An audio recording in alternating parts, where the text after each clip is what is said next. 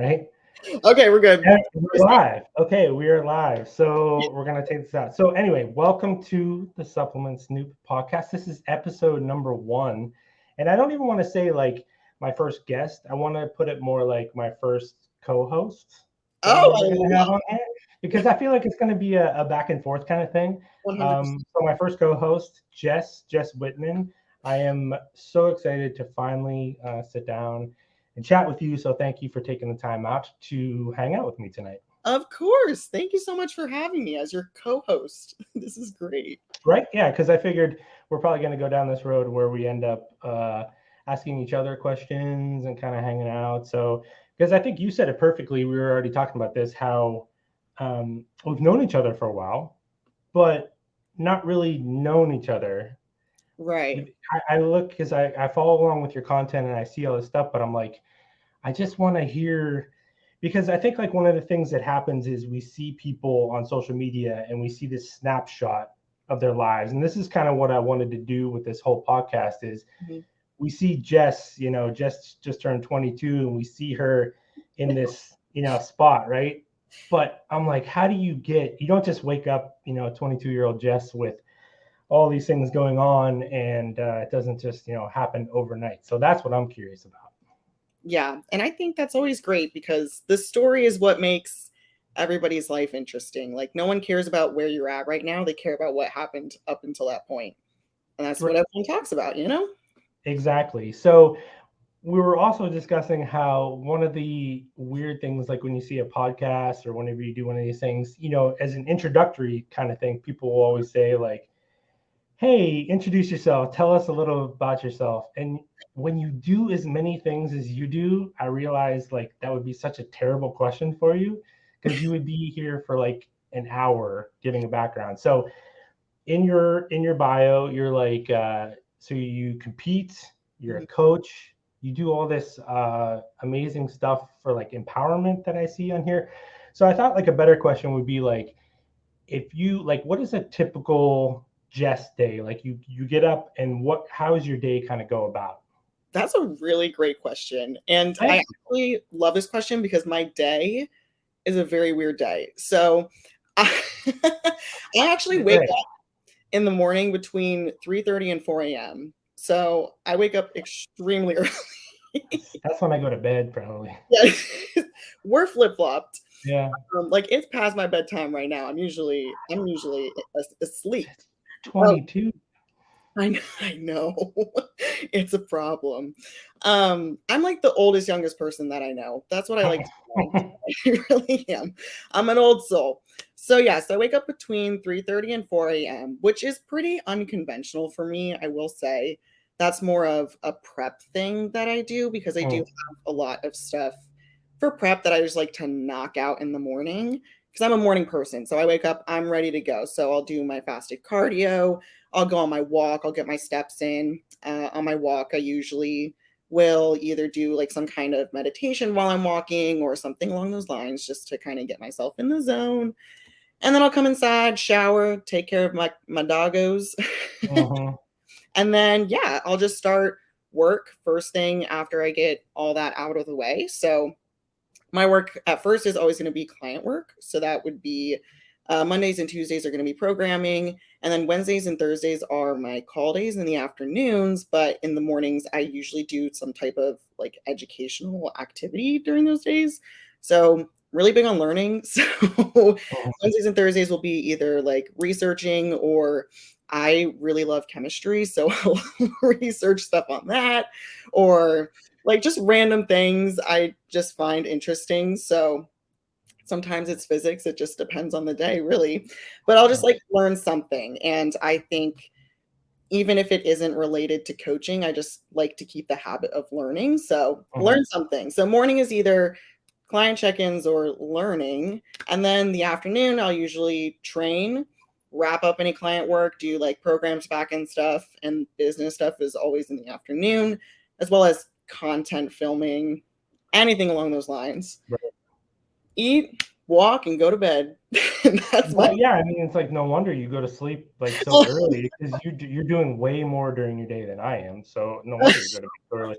Do you use you like train like in the middle of your day, seems I like. do. Yeah, I do. Do you use that as almost, because that's what I do. I use it almost as like a just a little bit of, we'll take a break and go do something for yourself that you enjoy doing. You use it as like maybe like a little bit of a mental reset, so to speak. I would agree with that 100%. Hmm. Yeah.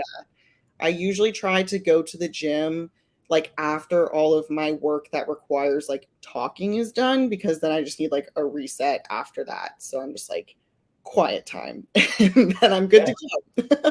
yeah. It's like I almost use it as like a midday meditation kind of thing that people sometimes do, where you're like, because if not, you would probably end up just sitting there doing work all day long. Next thing you know, the day's gone and you haven't gone out into public and interacted with people at all.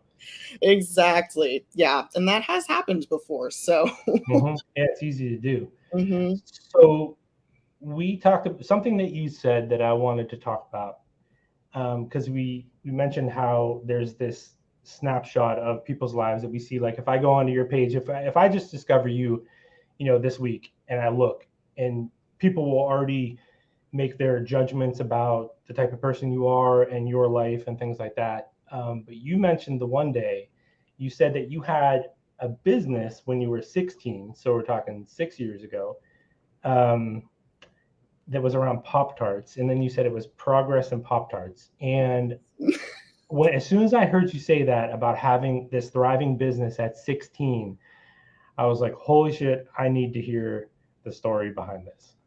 Oh, yes. Buckle up, everybody. Mm-hmm.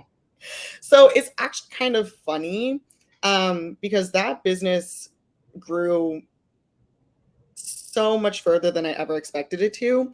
It was the most successful that my coaching had ever been, ever, even up until now. Like Yeah. it was thriving. So I started competing when I was 16 was my first show, but I started prepping for it when I was 15 years old in high school. Wow. So, oh yeah. That's crazy. It is crazy. Yeah. Yeah. Yeah. So when I was prepping for my show is when I started offering bodybuilding coaching. My coach, I was like really inspired by helping people. And I previously had a different coach to help me after my eating disorder before that. And I was really inspired by the way she was able to help me. So I was like, I want to do this. And I was 15, 16 years old. Mhm. So went online, looked at like certifications, started educating myself and things like that. And what do you do when you're 15 and 16 years old? You eat Pop Tarts, man. Like, what else are you supposed to Right. do? So, when I was like trying to come up with names for my business, I swear to God, if you go on my Instagram page, my old one, and I showed you my archives, when this phase of my journey was happening, I would eat a Pop Tart every day before the gym, and I would take a picture of it and I would post it on my Instagram story, and I would hashtag it like Pop Tarts and Pump or something. It was Pop Tarts and Pump. And I would post on my story. And at first it was just like a little thing that I did. And Mhm. then by the time I started my coaching company, I had probably 20 to 30 people a day tag me with Pop Tarts. And I would just repost on my story. And it just kept getting more and more and more. And my following grew from like 2,000 to like 20,000 from Pop Tarts. It was absurd. I think back and I don't even understand. But yeah, I was so into Pop Tarts and I was like, eat your Pop Tarts, make your progress with Pop Tarts. And that's how it was born. That is like such a mind blowing. I don't even know what. There's like 100 questions I have to ask just hearing that story. But like, Honestly. yeah, one thing that you're saying in there though that I think is like super critical. That's, oh gosh, where do I even go from here, Jess? There's like such a rabbit hole we can go down, because um, you already know that because there's this double-edged sword of, you're out there and you're constantly trying to improve and make progress, right? Because that's how you spend a good part of your day. But also realizing that you are a unicorn already, that there is literally like millions of people trying to do what you have already done, what you did at 16 years old. So there's all these people that are trying to do the same thing, and you've already accomplished that. So you're 16 years old and you have your first business. I did not have a business at 16. I don't know what we were just, oh God, we were so bad at 16, like just trying, getting chased by the cops and Oh my uh, just parties and just being just total jackasses. So you're actually, even though you're 22, right? You're 6, 7 years into running and owning your own businesses, and I think that's like a real big key that a lot of the things that I've noticed is people will see someone at a certain age and they'll think that something just kind of clicked like overnight. But the thing about the Pop Tarts, so how long were you doing the Pop Tart thing before it started to like catch on with other people? Um,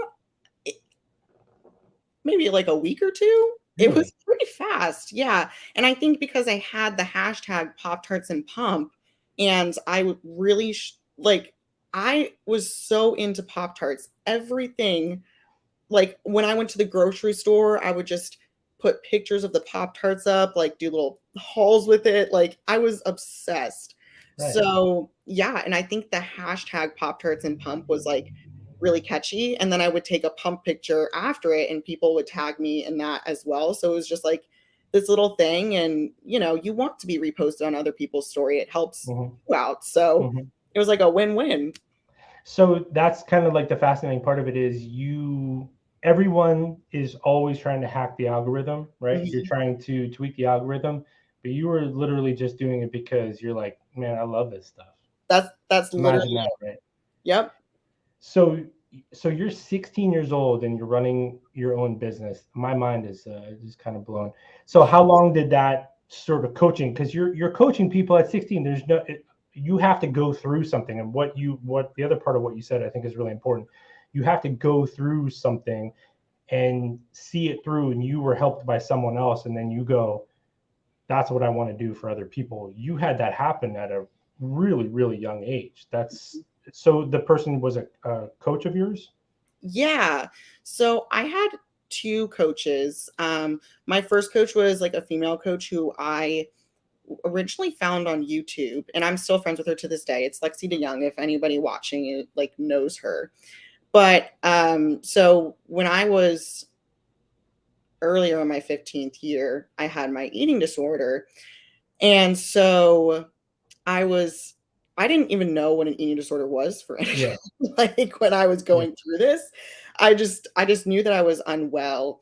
And so I was like going on Instagram and I found a lot of inspiration in bodybuilding and I was looking into it. And then I found her YouTube channel and she also had an eating disorder. And then she was also working towards a bodybuilding competition. And I was like, I feel like that's what I need slash want to do to help finally recover myself because I was in pretty bad shape, but I was doing better at that point in Yeah. time where Yeah. like, I was healthy enough, at least mentally, to know that like I needed to put on weight and like that was a good way to do it.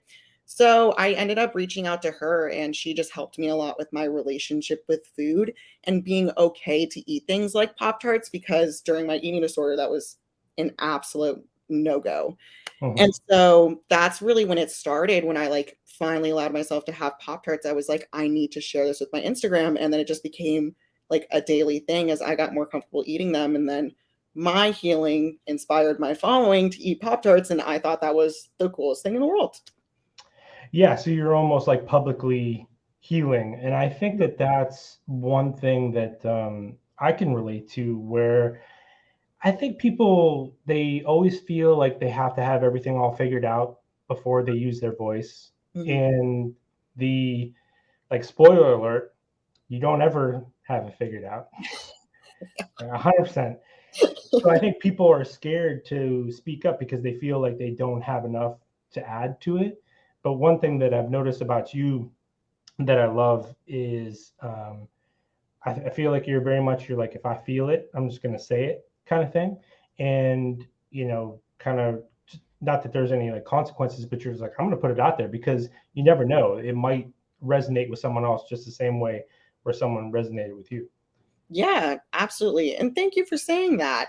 I truly do. I just put it out there, and if it helps one person, if one person sees it who needs to see it, like that's what matters.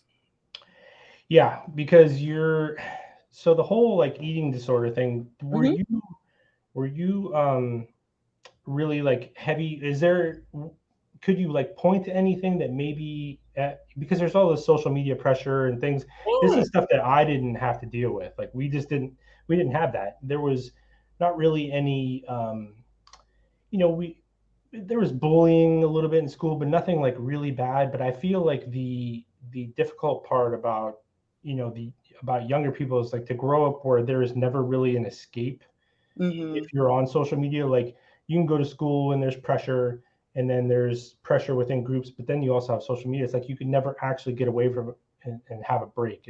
Was there like any moments that kind of led to the whole issue? Yeah, that's actually a really good point because I never thought of it like that. You just never get a break. Yeah, yeah. Oh my gosh, what a different way to grow up. That must have been nice. When I there's such a double-edged sword to it. I don't want to say double-edged sword. There's two ways to sort of look at it. One, what you went through. Um, God, I wish I would have. I can't say for sure that I would have reached out and like looked for help, but we just didn't have help. Like it wasn't talked about. Suicide as teenagers didn't happen. There wasn't eating disorders. Like no one ever talked about stuff like that because, especially back then, I remember being younger and like eating disorders were very frowned upon because they would you would be ridiculed. Like, oh, you have starving kids across the world. That was when like we were realizing that the world there was all these problems kind of going on. So kids were ridiculed if you said you had an eating disorder. They'd be like, oh well, you're just looking for attention, you don't appreciate anything, because there's actually kids that are starving around the world, but here you are with all the food in the world and you just don't want to eat, or you're going to throw it up afterwards. So it was very highly stigmatized, as opposed it's getting a lot better obviously now. Yeah, and that's a really great point. It is so interesting how much has changed in such a short period of time, especially in the mental health realm, Uh-huh.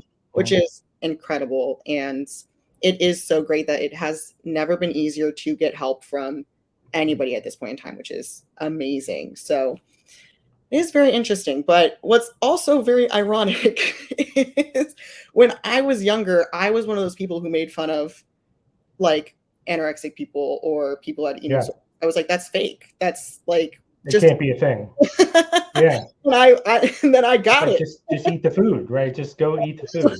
Good. Yeah. And like I thought it was fake, like all of that. And I look back now. I mean, of course, I was like, I don't know, 7, 8 years old, but like it was during a time where it was like very on the edge of like, oh, breaking research and but also old ways of thinking. And I just kind of went down that route. And I look back now, I was like, I was so ignorant. But hey, we all can change our beliefs. I'm a big believer of that. But I just think it's very ironic that like a lot of the things that I stand die hard behind now, I was like, when I was younger, I was like, that's fake. Yeah, I say this, and actually, one of the first things, I started to write, and one of the first things I say in there is, I'm just waiting to do like illustrations and things for the book. But one of the very first things that I say in there is I was like, people always ask me like, what advice would you give to your younger self? And I was like, I wouldn't tell my younger self anything, because my younger self would tell me like, I'm not, my younger self wouldn't listen to me. So That's so full. I wouldn't give myself any advice. But I think like what you're saying, there's this like weird conversion where I didn't have enough access, and then I think like kids maybe now, growing up the 8, 9, 10, I mean even younger than that, I see they are overwhelmed with too much stuff Hmm. too, where you can get so confused, maybe the other direction, where you're almost I see people kind of fall into this where if you read too much, and you can talk yourself into having anything. Oh, You know, like 100%. rather than before, we didn't know we were dealing with it because no one had words for it. Now it's like we have like too many words, for everything. And next thing you know, you're reading an article and you're like, oh man, yeah, I have all that. Oh Yep. man, yeah, all right, I have that now. So I had cold sweats yesterday, and I was convinced I was going to have a heart attack. Like, I was dead convinced. we've, Put we've my all gone to we've all gone on WebMD and they told us to call 911 immediately. I was so ready. I was like, I had everything set up to call my mom in case. I was like, this is happening. That's so funny. One time I actually I was at work and I was like probably like mid 20s. And I mean, I was working out a lot and things like that. And I remember I had to go to the hospital because I'm like, I'm having a heart attack. Oh my I was gosh. 25 years old. So what ultimately happened was, because I did it. I was like, my left arm was like numb, my face was like Oh, numb. I'm like, I'm in good shape. I'm like 27. I was like, what the hell is happening to me? oh my God. And so you look on the internet. The first thing you do is you type it in. They're like, you're dying. Call 911. And I'm like, well, I said, you never know if you have like some kind of underlying condition or anything like that. So I'm like, all right, I'm gonna go to the emergency room. And basically, so I get there, and they told me, they're like, well, what happened was I had a crazy workout that day, and I had like stretched this side of my like muscles, like in my chest and like my trap or whatever, that it was like putting all this pressure and pulling on this over here. So it was all like going numb. Gosh. And I'm like, so I'm okay. And they're like, yeah, keep doing whatever it is you're doing. I'm like, Nice. Story for the bros in the locker room. You'll never believe this, guys. I worked out so hard, I thought I was dying, like literally. PR. That's awesome. So then, after you did the Pop Tarts and progress and Pop Tarts, how Yeah. long did that last? And then, like, how did that sort of phase away? Yeah, that's a great question. So I started it up, like I said, when I was 16. I was just starting competing. So I was getting pretty steady flow of clients. And I ended up scaling that all the way to the point where I was able to move out on my own. Was a year and a half later. That's what How does that happen? Well, like, here's the thing. And I look back at that time now and I'm like almost in awe of myself, and I'm inspired by my old self because now I'm Should like be. looking at everything and I'm over analyzing everything that I do. Like, that version of myself, she was just, because I hadn't had a reason to not believe in myself that like I couldn't do it. I did everything. Like, and not to say that I didn't have my doubts, and some people, like, everybody at school was making fun of me, but I just, like, nothing didn't work out for me because I was like, this is fun and this is cool. And I just thought about it as fun and cool and not as like work and stressful and, oh my God, like, I'm not getting inquiries. I didn't stress. I was like, let's just do some stuff. Yeah. And it ended up working beautifully. So that's one thing you just said.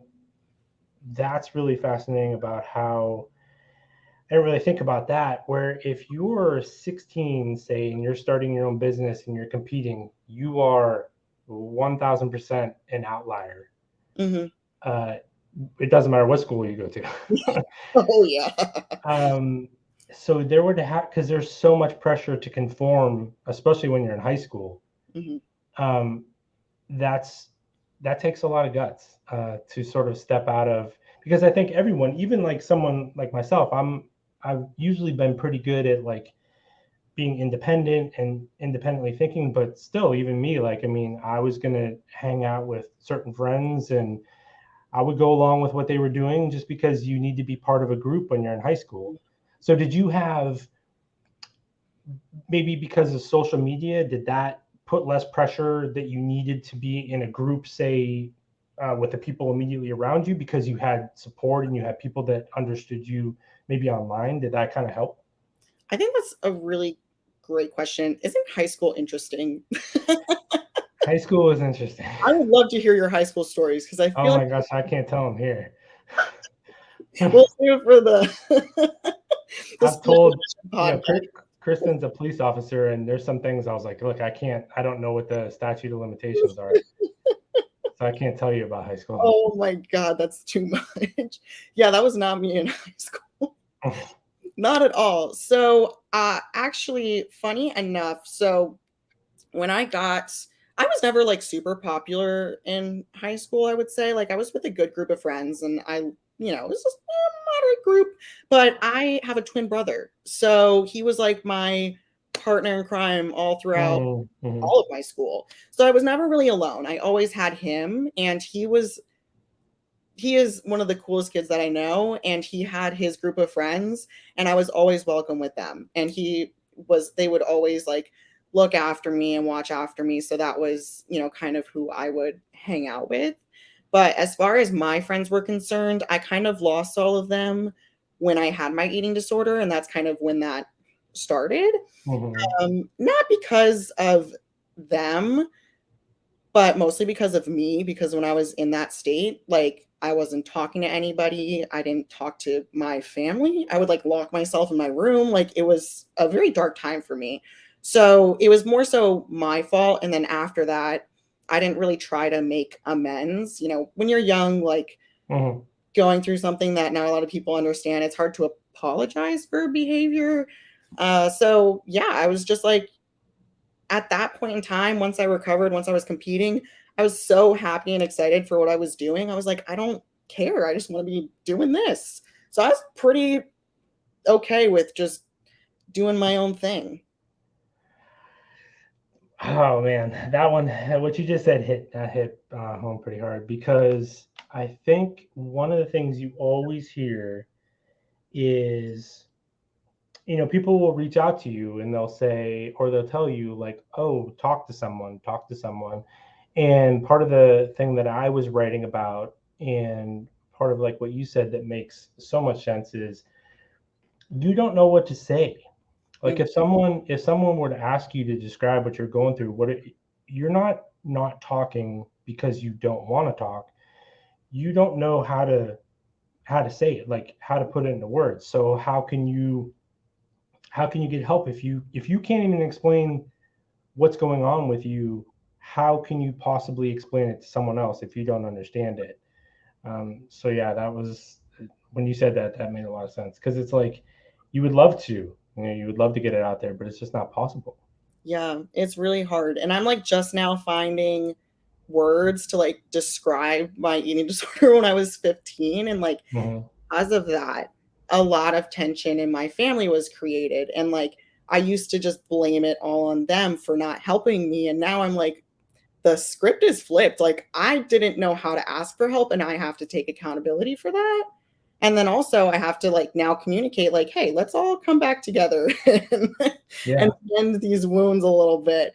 But it is Mm. very interesting. Was there anything that happened? So, say between where you were 16, 15, 16, going through this, and where you are now, was there ever was there time periods in there where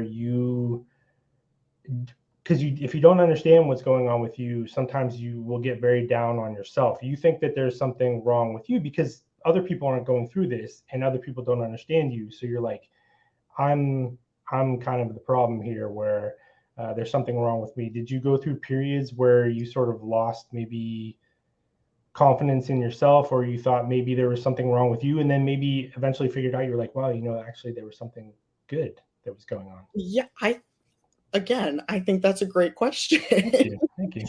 And it's kind of funny because I feel like that's almost an everyday struggle because of what I went through. And maybe you can relate to that. Like that Yes. thought is always in the back of my head. Like, am I the problem? like, you Yeah. know, like, did they not say that? Or did they say it that way because they don't like me? Like, were they trying to frame me? Like, did I do something wrong? And like, Mhm. everything that happens, I always automatically assume it's like my fault first, or like I'm the one who caused a problem, or like every time. Yeah, so that would be, because it would be a tough thing, like, for your parents to go through too, because if you don't understand how to explain it to your parents probably don't understand.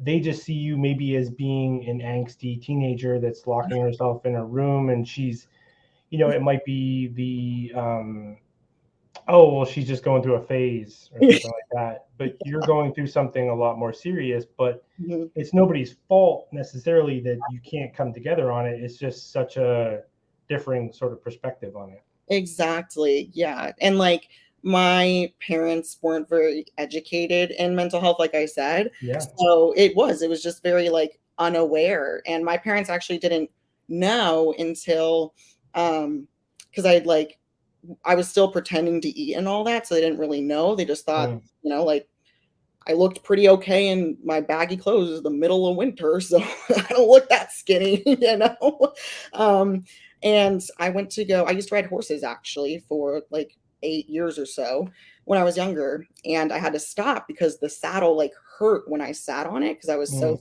thin. And Mm. I stopped going for a pretty long period of time. And then one day it was like getting warmer outside, and I was like, okay, I could do this. And I walked to go to my lesson and I walked in the barn and my instructor looked at me and she was like, "Are you okay?"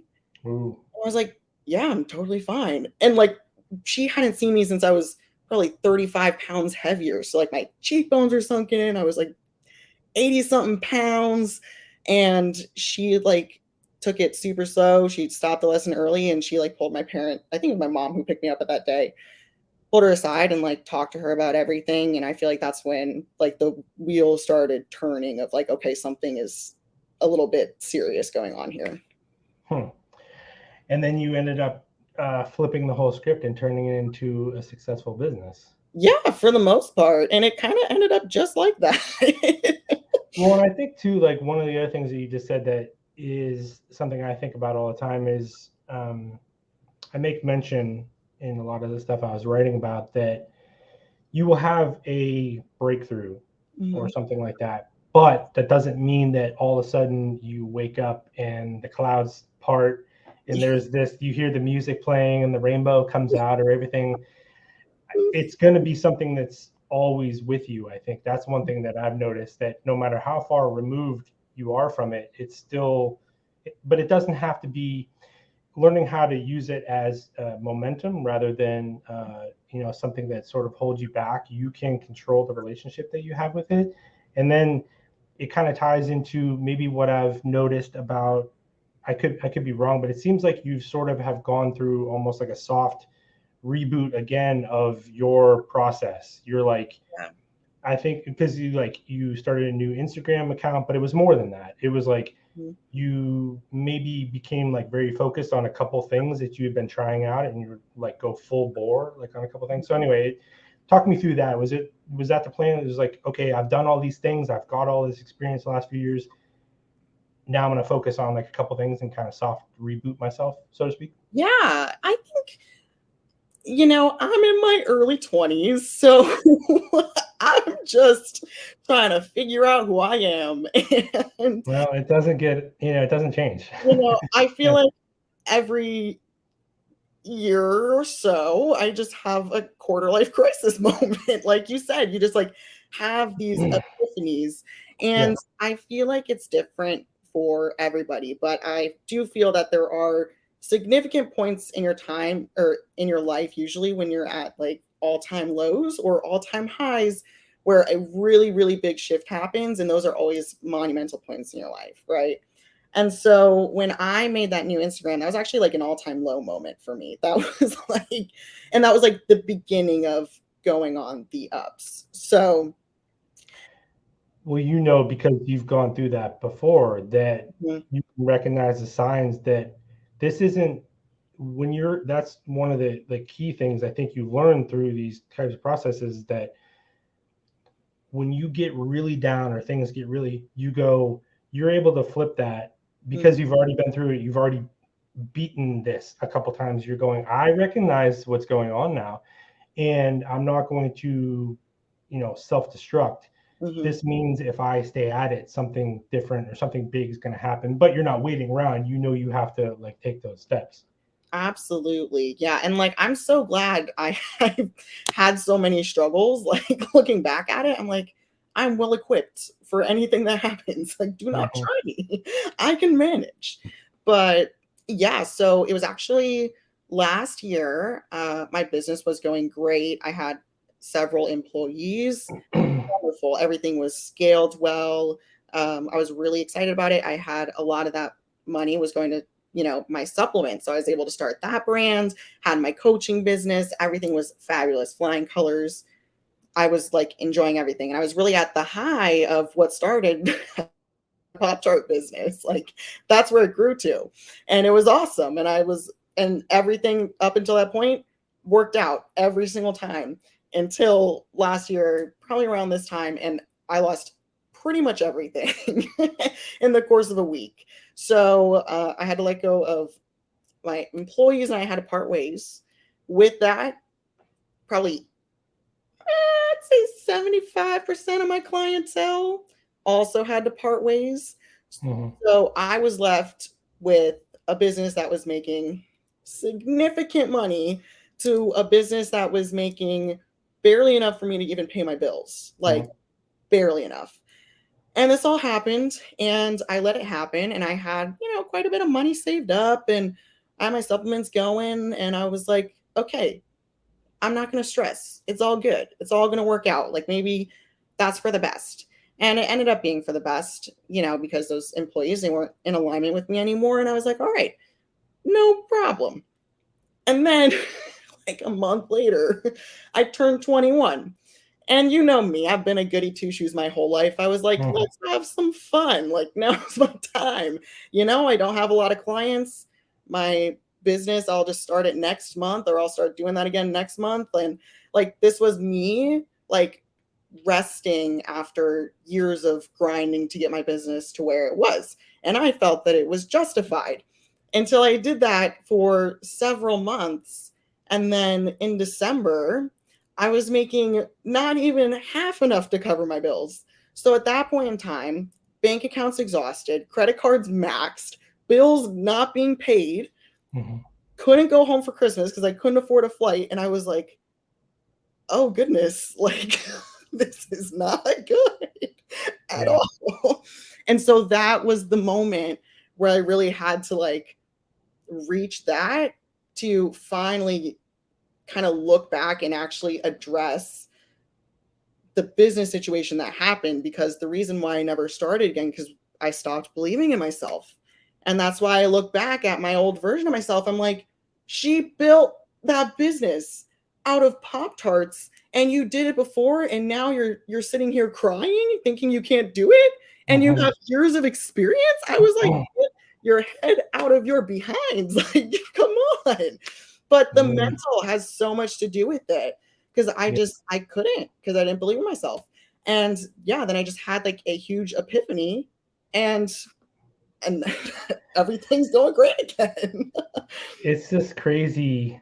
I mean, first of all, that's just thank you for being so transparent about it, because Oh, I think so many people are afraid to talk about. Um, I get, because people will say things like, "Oh, social media, don't believe it. It's not real," but they don't tell you why. mhm. But we all know, because if you go through it and you see other people, it's why, like, if you tell that story to, there's so many things that you just said that I need to talk about. First thing, one of the things you said. So the book that I'm writing, it's called The Liar Inside, right? And Oh, I love it all. you have this thing, and you had that, right, where you're like, shut the fuck up. I've done this before. Stop lying to me, right? Kind Yeah. of thing. You're like, I've already, stop trying to tell me something that, but we allow ourselves to convince ourselves of something that's not true, even though Mhm. you've already done it. Sometimes you just have to kind of reboot and look at it and go, yeah, you've done this before. Like, stop, stop. But it's hard to explain what you went through to people that, if you go on the traditional path, and it's like every year you have people try to have this incremental progress, just a little bit. Hopefully maybe you get a big promotion at some point, but you're just trying to make your 3% cost of living increase every year, and hopefully you can work up far enough. And that is not how this works. Mm-hmm. You have these huge ups and huge downs. And when you go through the downs, it's you don't even really want to admit it because you first of all you feel like a failure, right? Oh yeah. Yeah, because and you don't want to even tell other people that would probably understand what you're going through because it's just such a hard thing to admit. So it's like almost you won't even admit it to yourself Mm-hmm. because you just don't want to pretend it's happening, even though, as you're saying, the key to getting through it is recognizing it, acknowledging it, because the only way you can figure out how to get out of it is if you sit down and you turn it into a thing and you look at that thing and go, okay, now I have to fix you. But if you're like afraid to talk about it or afraid to admit it, you can't get to it to kind of change it.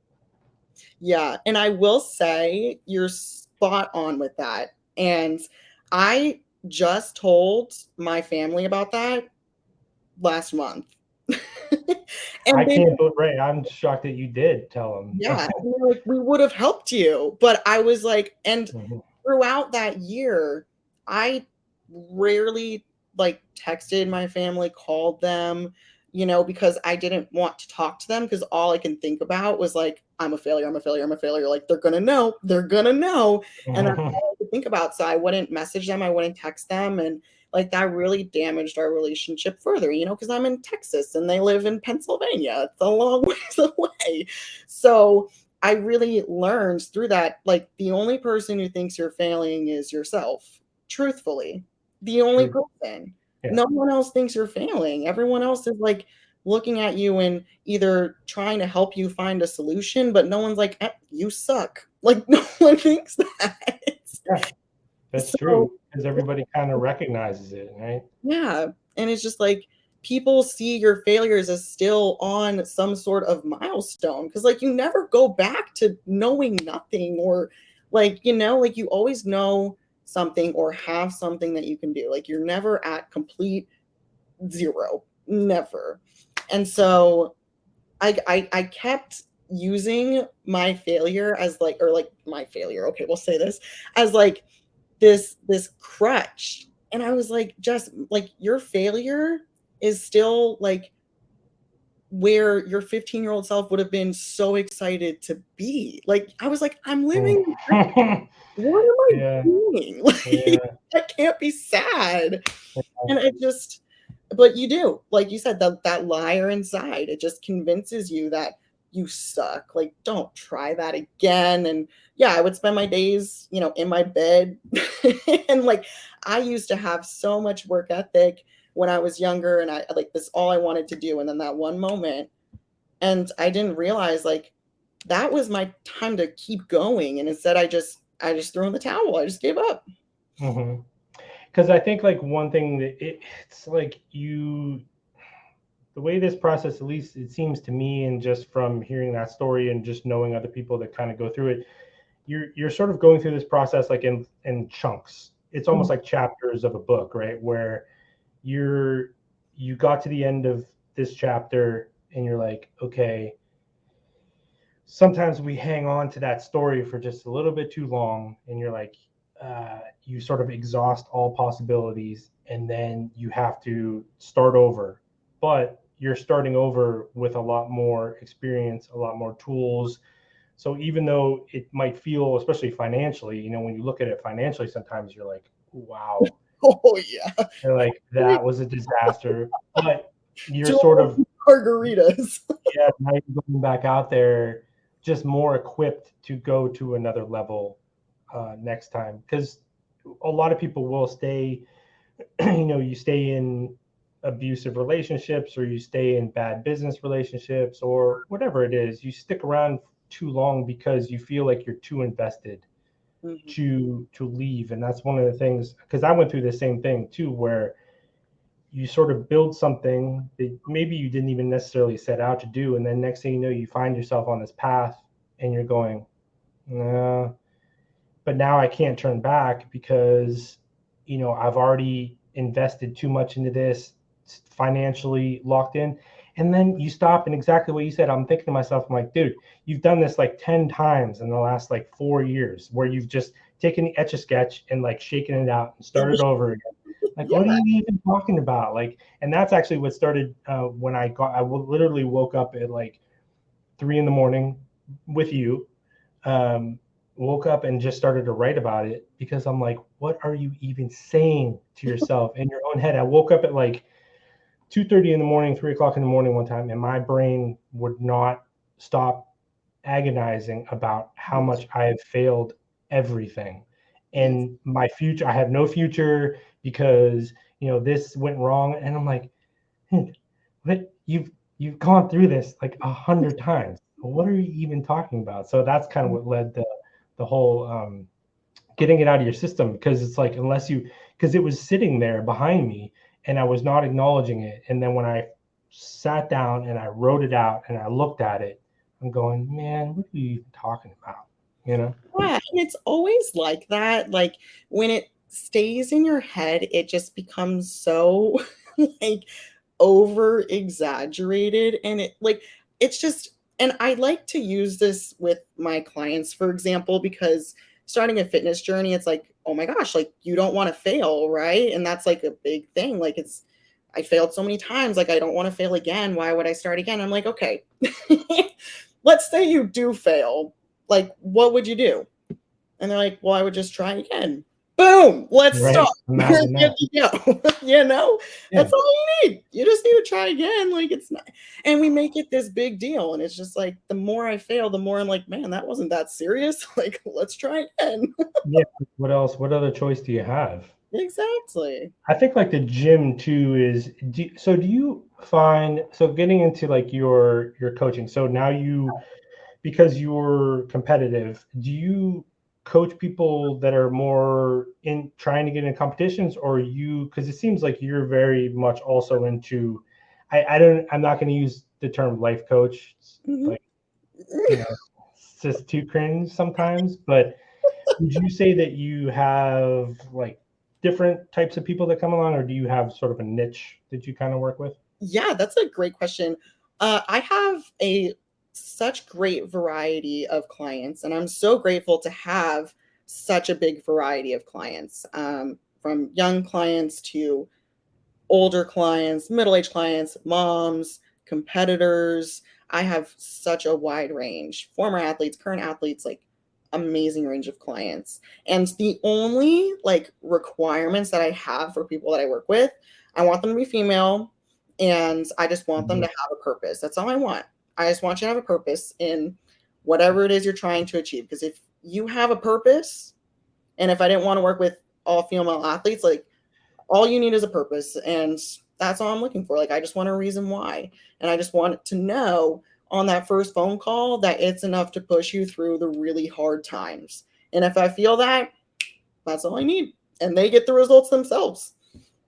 Yeah, because you'll run into people, sometimes that, I mean, no matter what facet of life you're in, you'll run into people that they start to say what they want, and you can already tell that they're not in it. You can recognize the language. And that was one thing like I noticed about you. I've used this analogy a lot. I, it makes so much sense to me, but it'll only make sense to other people that kind of get it. But Uh-huh. I think sometimes, especially when I was younger and we didn't have social media, you were basically just stuck with the kids in your neighborhood and the people, your family, and things like that. I said sometimes, and even now, even with social media, it can be the same thing. When you're going through it, it's like you're in a foreign country and you're walking around and you don't speak the language, and so you might be trying to communicate with people and they can't understand you.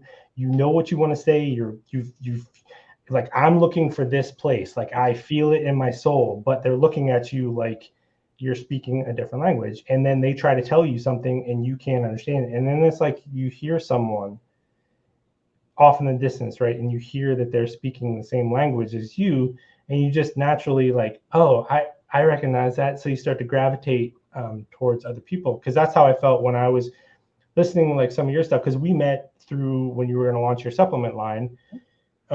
we connected, and then I remember seeing some of your content and the language that you were using and things you were describing. Details are different from person to person, but there's a universal recognition of language in other people that you hear it and you go, that person has gone through some things, similar situations, and that we can have conversations about it. It doesn't matter, how old someone is, how young they are. So it's probably like the same thing, like when you're talking to your clients, there's like almost, without simplifying too much, there's just a language that sort of connects and clicks, and then you hear it in them, they probably hear it in you too, and that kind of brings you guys together. Yeah, absolutely. And that's like one of the biggest, because I try to give advice on coaching to other coaches as much as I can. Like I'll never claim to be a business coach by any means, but I've been around the wheelhouse. Like I like to give advice where I can.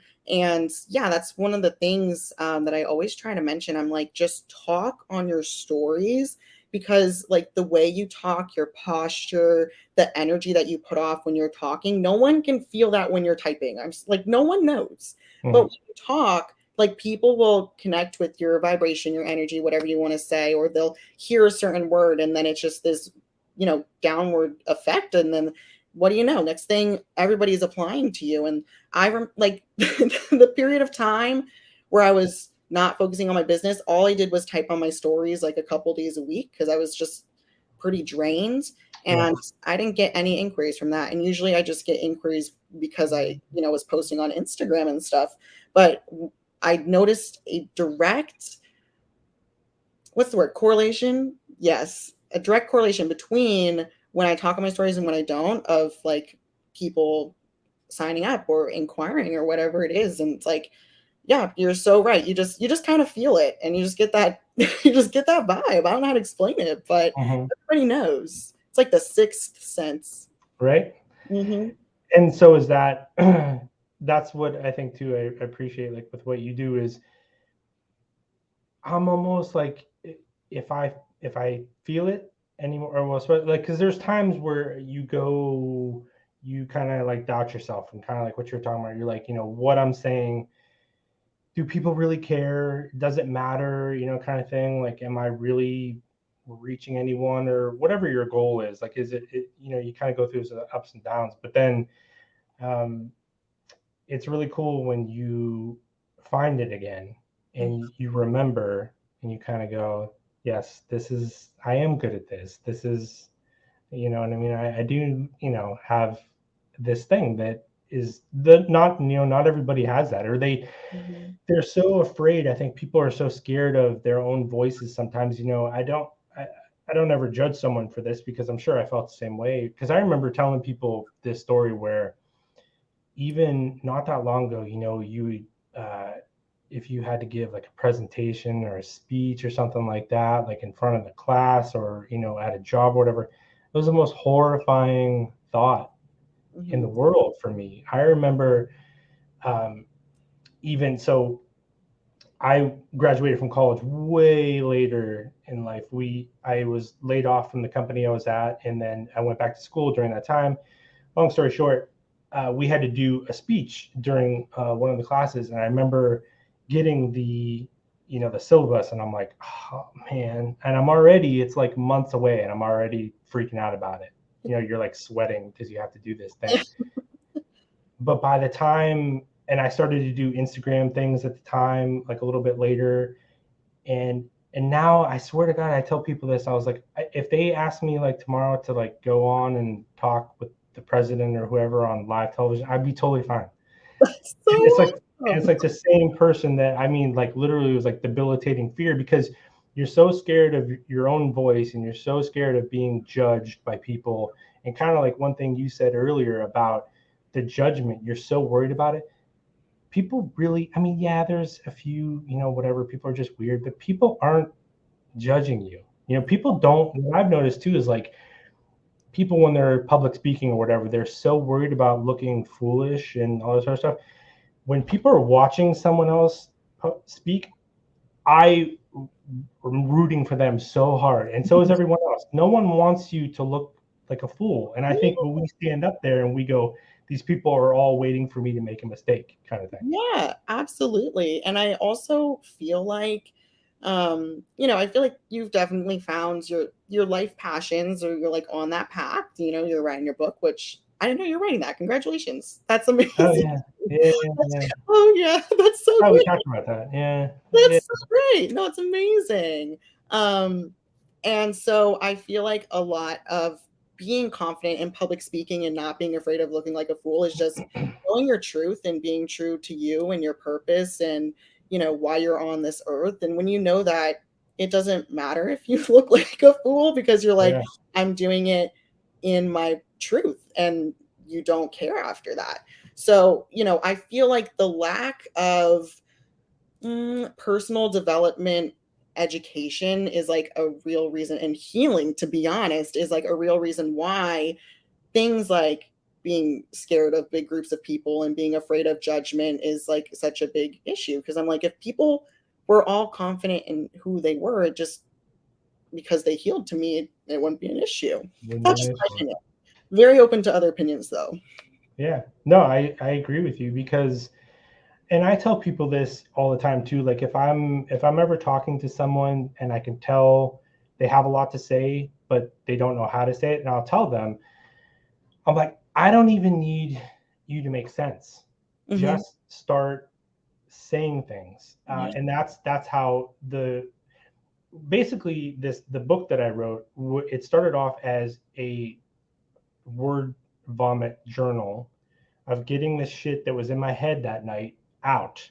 Hmm. But what happened was it made me go back to so many things that now I'm doing good, things are good, but there was a lot of details that I was leaving out of these experiences that I've never really gone back and looked at. And the more I did it, I was like, man, because sometimes I make the analogy in the book too. I said, say when people go to therapy or you go through this where you just start talking about it. I said sometimes it's like, taking the puzzle box, right? And you dump out all the puzzle pieces.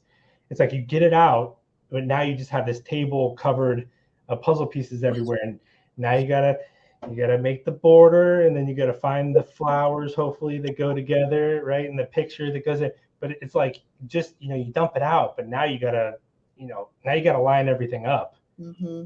to make any kind of sense out of anything. So it kind of sounds like that's what you're kind of doing at the same time too. Yeah, 100%. And it's just part of the fun of life, to be honest. Yeah. Like, just what it's about.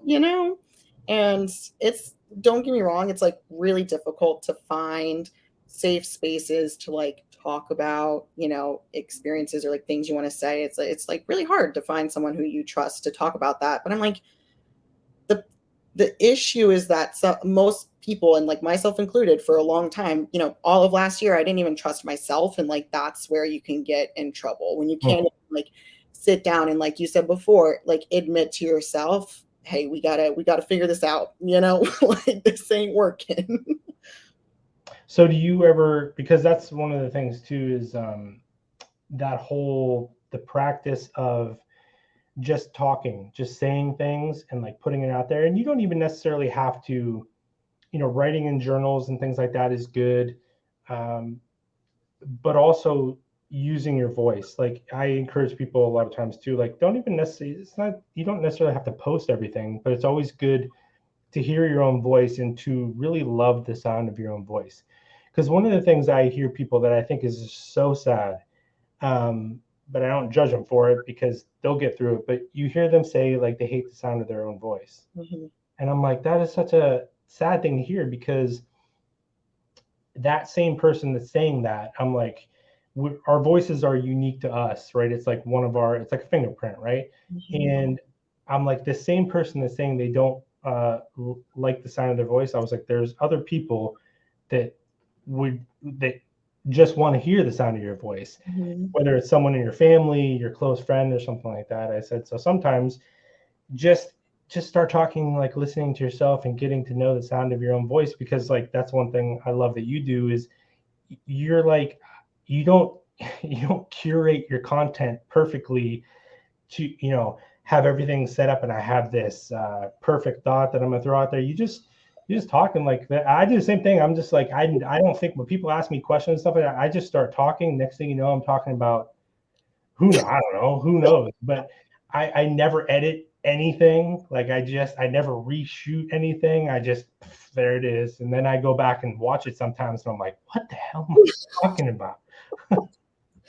Yep, all the time. And I am very lucky that I've always been a very talkative, like extrovert type person. I'm an introverted extrovert, I would say, but I'm very talkative. And I feel that because I started this at such a young age, it's just so second nature to me now. Like, I couldn't even tell you, like, how I got to this point or how I started. If I was nervous to be on camera, I probably was, to be honest. Like, it's very new. But also, when I was younger, I pretended on my phone to have a YouTube channel and I would record myself, like, making little DIY bracelets and I would narrate them as I was going. So I've always Oh been my God. someone. Oh, That is amazing. it's Wait, how old were you? probably like 7 or 8. What the Like, I hell? was so young on my little iPod Touch, and I had it on a duct tape tripod. So I was out like eating dirt in the backyard. Uh, so you were making YouTube video. Okay. I Yeah, was doing my best for friendship bracelets. So I feel like it's always kind of been in me, but I think that's great advice for anybody is just like getting used to talking. And I use the voice notes on my phone or the voice memos on my phone. When I'm out walking sometimes and I have a thought or especially when something's kind of on my mind and it's been bothering me a little bit, I will just talk to myself on my phone until everything leaves my system and I'll listen to it back. And not only does that help me like process everything, but it does. I'm like listening and I'm, catching words that I say that that didn't make sense there. Or you just kind of are able to audit yourself in ways that are more privately than ways that you post on the internet and then feel silly about. So I think that's a really great idea, whether you want to be on the internet or not. 110% listen to your voice. It's beautiful. Mm-hmm. Well, that's one thing too that I've really been trying to make myself be better at is it's kind of second nature for you now because you've been doing it for such a long time. But because one of the things that I'm bad at is, when your brain, we've had this conversation before where your brain just does not shut up sometimes. And you're just like, I am so tired of me right now. I'm so tired of my own brain. But you have these thoughts, and like a thought will come up. You do a lot of internal monologue. We had that internal monologue Yes. conversation. Oh my When you gosh. mentioned that there people that don't have internal monologues, I'm like, I there's still no way. can't comprehend that. No way. I don't believe it. I don't believe it. That's My impossible. internal monologue usually becomes external. Like, I'll just start talking to Yes. myself with what I'm saying up here. Because you have to like have like a release valve because there's like too much, or your like head will explode like with the internal monologue. But like the one thing that I've been trying to do is because I'll internal monologue something Mhm. and I'll get really, makes you sound like a psychopath. And I'll get really excited about something going on in my own head, right? And I'm like, oh, I'll record a video later on that, or I'll do something with that. But you like kind of wear yourself out a little bit. It's out when you think about it. And then like later on when you go to do it, I don't remember what the hell I was talking about. Every time. Right. So that's what I've been trying to do a better job. And now you're reminding me, make sure I continue to do that is in the moment.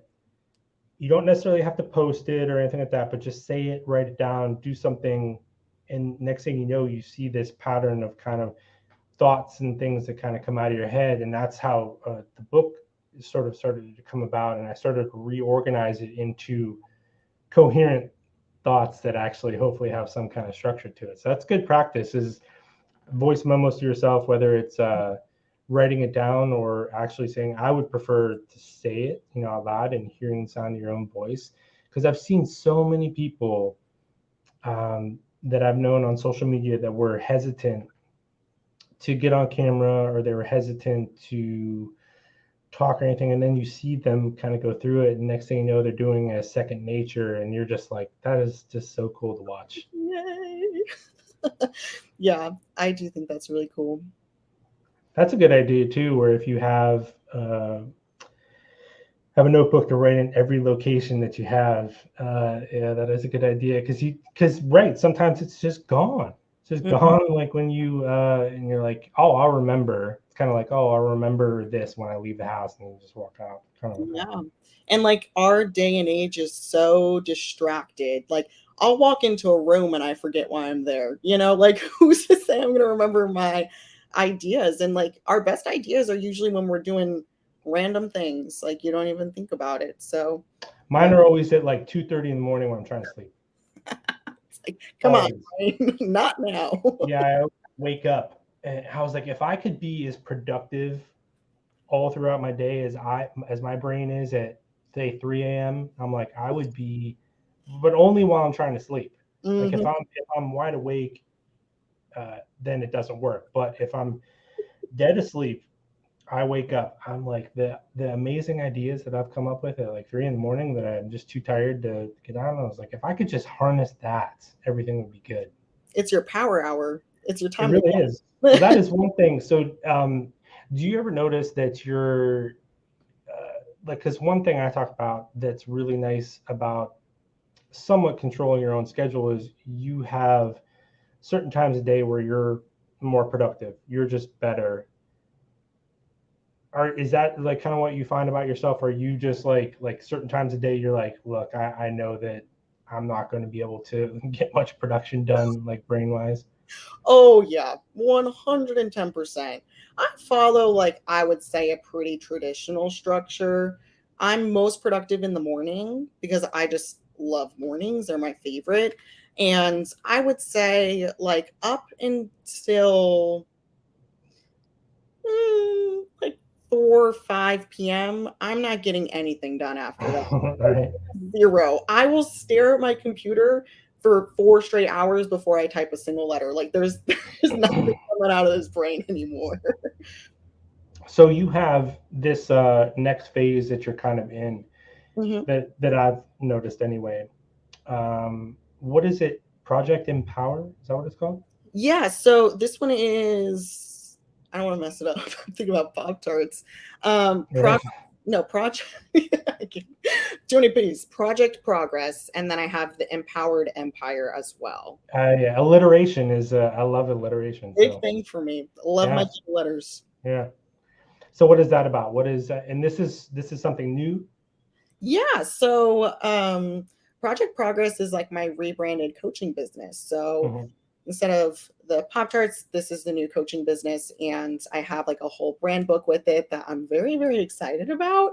So essentially, it's about like making yourself your number one project, right? Like projects are things that you work on every single day to get done. And so it's you becoming your own project that's always a work in progress because you're never finished. And so Project Progress right now is just like a coaching business, but I have a lot bigger goals for it. So it's just going to continue to grow and serve more and more women across the world and just make a really big impact in the world. That's like my goal.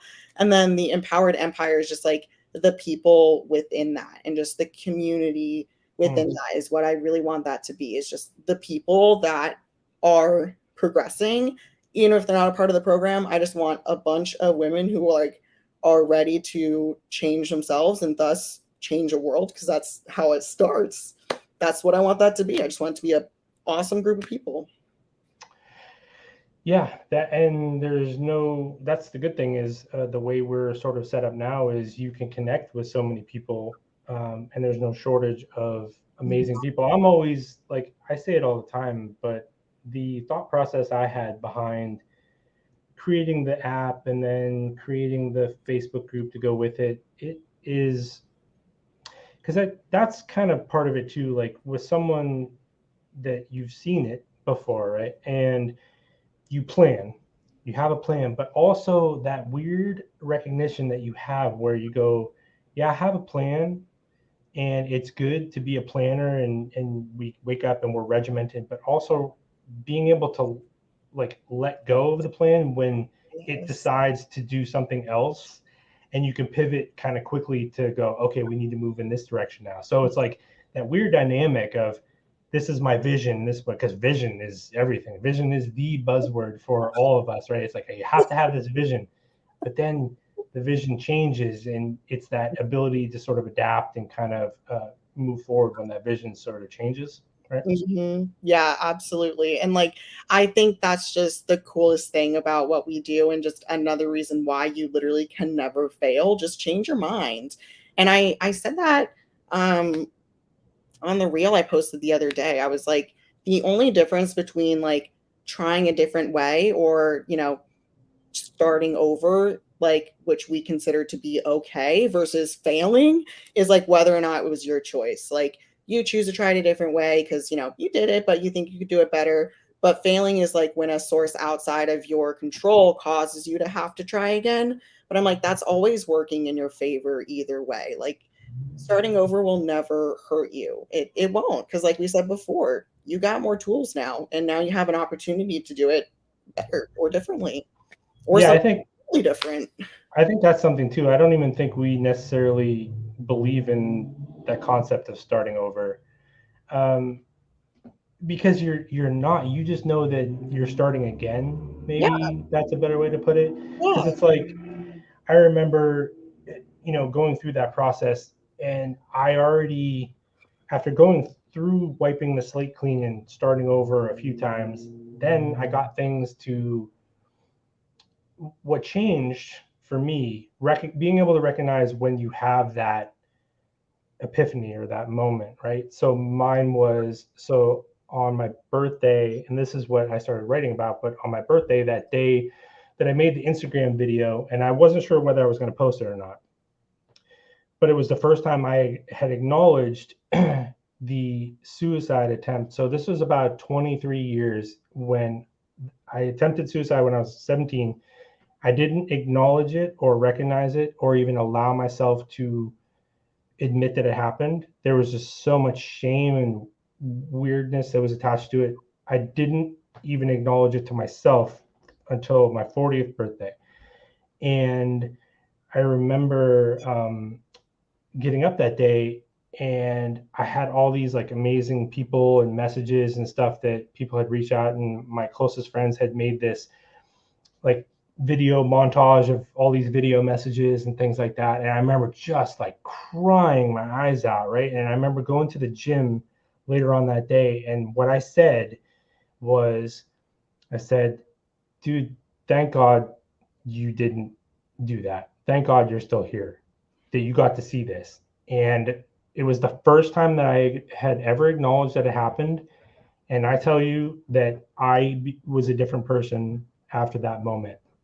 Everything changed. And the way I describe it is, I didn't realize, going back to something you were saying earlier that I wanted to talk about, where I realized that I was not a whole person the last 20 years, because I left a part of me behind because I refused to acknowledge that it happened. I had left this part of me back there, and I finally caught up with myself and sort of got back to it, and I was like, and everything looked different to me after that. Every business opportunity, every relationship, everything, even down to my wife at the time and my business.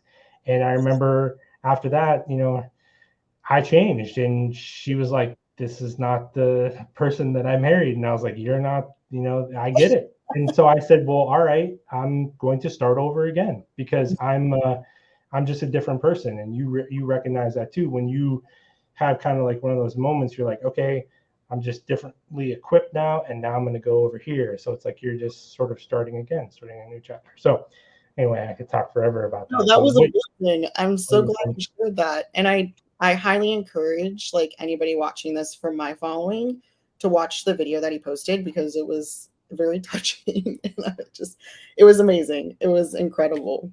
it was one of those things where, like I said, so, and maybe this could be something too that maybe you relate to, when you have to kind of go through the shame of like an eating disorder or something like that. It always is because you're punishing yourself for some reason. right? And then you have to acknowledge that you're punishing yourself, and then you kind of got to get through it. So there's this like multi-step process that I had to go through, not only acknowledging it, and then I realized, okay, now I acknowledge it to myself. I was like, but I need to tell people around me about this. That's like the next step, like you mentioned with your family, trying to, because I'm like, I felt bad for people that had known me for a long time. I was like, you've never really known me. Like that's kind of one thing I realized. I was like, you've never known the whole person that I am. And so I started to record that video, and I'm like, there's no way, I'm like emotional and I'm like saying all stuff. I was like, there's no way I'm putting this on social media. And you know what I did? I got done recording that video, and I like immediately hit post, and it was too late. That's what you got to do sometimes. Yeah. So, and then everything changed after that. The people that I met that day for the first time, basically, are people that are still in my life now. And it's just amazing when you have like just, a couple seconds of that courage to just do it and kind of let it go, how much stuff can change. And I see it with you too all the time. So I always kind of resonate with that. That's amazing. I actually have a tattoo. It's my favorite quote. It's on my shoulder. It says 20 seconds. And it's from the movie We Bought a Zoo, which is my favorite movie in the world. I love that movie. Oh, it's so good. I will cry. Yeah. But yeah, so the quote is, all you need is 20 seconds of insane courage. And I promise you something good will come of it. And that's all you need. You just need 20 seconds to like just say that word, get that out. Like that's all you need. And I also hope that with your story, anybody who is like struggling with, a past event that they have to, like you said, kind of have that meeting point, as someone who has had that point, you're living your life right now and it feels out of alignment because you haven't realized that the past version of yourself is still holding on to a piece of you. So like, I hope that you can use this as some sort of like hope and just some sort of catalyst to start trying to find that other guy's path back to you so you can have that moment and find your peace ultimately. Yeah, because you did it a lot faster than I did. And that's like one thing, you don't have any regrets or anything like that, but it's hard not to think about it, where the sooner you can, and it's easy to say, right? Because again, I still honestly, for the life of me, like when I think about it, I still couldn't really tell you why. Why? I still really don't know why. And I'm kind of good with that, good with not understanding. But what happens too is then sometimes we look back and we have too many regrets about time, or should I have done this? And that stuff's all over with. So it's like, you can only do what but I think that's sometimes why I feel like such a baby sometimes now, because I really feel like just 3 years ago was the start of my life, which is so weird to say, but some people never really start their lives, which is, unfortunate. You'll go through your entire life without really ever seeing it. And then that's why you can kind of recognize other people that have gone through that, and you can hear that language, because you're like, oh, you've had to put yourself back together again, and sort of go forward, and then you can hear it in somebody else. Wow, that just I'm going to turn the camera off. Like when you start talking about like We Bought a Zoo, I should have turned the camera feed off, because that movie is so emotional. I'll start bawling my eyes right. Gonna have a good old cry fest. Oh my god. So one thing that I want to talk about too before absolutely we jump off. So one thing that I always struggle with, and I'm curious, is like, do people ever ask you if you have a 5-year plan or like a 10-year plan? Yeah, that's probably like the number one question I get asked. Is like, so what's next? Or like, what do you, what's your business going to grow into, and things like that. Yeah. That's usually like the most common question.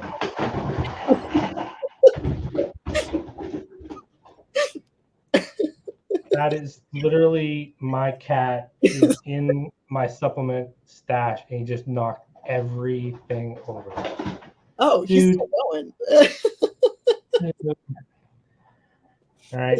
So Anyway, 5-year plan. So my 5-year plan is now I got to pick all that shit up because it's literally everything that you just knocked over, and His that's man going to take. can clean it up. That's your kid. Uh, it was everything. Okay. Anyway, Oh, 5-year, 10-year plan. How do you approach that kind of quick? Because that question messes me up completely. yeah, and I think everybody approaches it a little bit differently. I think for me, I am so okay with pivoting that I'll just lay it out. I'm like, yeah, this is like about what I want to do. And every single time I say it, it changes. It's never the same. And I'm okay with that. It's like, because every time I say it, I'm like, oh, well, that's a cool new idea. Like maybe that one. I don't know. Yeah, and I think that's what makes it so hard to have conversations with a lot of people is, they go, like, I'll use this example. My dad still to this day, I'm like, Dad, get it through your head. Like, man, he asked me the other day,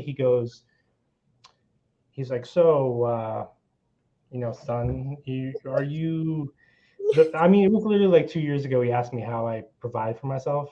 I'm like, Okay. I was like, I haven't worked for anybody in years, but because I don't have a job, like a job, a 9 to 5, but he asked me the other day, he's like, so are you taking the money that you make and like putting it in like a retirement account? And I'm just like, dude, we are so far apart on these conversations we're having. Because Oh, if I tell him I don't have a 5-year plan, like mhm. I could say, like we have our vision board with Oh, for sure. we're an idea of what we want to do, but I got 5 years, I'm like, it was last week. Within this last week, I decided to make my own supplement. Brain is in like a brain health line. I decided today that I'm going to do that. It was yesterday morning, so I decided to do That's that. amazing. I wrote that book. I did like so. I'm like, 2 weeks ago, I didn't have anything on my radar. I was like, but once it pops in your head, you just do it. Yeah. But then you go through those periods of time too, where you're just kind of those are like kind of the tough parts is when you're not really doing anything. Hmm. You're kind of like find yourself going through the motions, and sometimes it's necessary to kind of tread water a little bit, but it kind of freaks you out, right? Because you're like, you feel like you're not making progress sometimes. Yes, I agree with that. And it's very unsettling, especially when you are in charge of, being productive to continue to make money. It's very Mm-hmm. unsettling. But also, it's like something that I try to remind myself like, without stillness, a lot of times you don't have those moments of clarity. Because, when you're so busy, like go, go, go, go, new idea, new idea, new idea, it seems awesome and it seems productive, but I guarantee there's a lot of holes that you're missing because Mm-hmm. you can just sit back and like actually think things through and just be still. So do you have that? Do you have like maybe a time of day? You have specific things where you quiet everything for a little bit? Oh, absolutely. After 4 p.m., I, Yeah. I am in Zen mode. There's not a single thing that I do. Laptop's closed. I'm in my pajamas. Like, I'm getting ready to just wind down. My morning walks, I also really try to just be present and just take everything in. And I think that's amazing. Um, yeah. And I really try, especially when I first started this, I was just working every single day from, from when I woke up to when I went to bed. And I feel like everybody needs a period of time like that. But Mhm. I also feel it burnt me out so much that I didn't like, I had to take a significant amount of time where I was just dragging and I felt like I didn't want to do this anymore. And I never want to feel like that again. So I really tried to give myself a lot more flexibility and free time. And I read a quote that really resonated with me, and it said, instead of planning your year in advance with your vacation, or no, yeah, with your vacations planned into your work schedule, plan your work schedule into your vacation schedule, and your year will be completely different.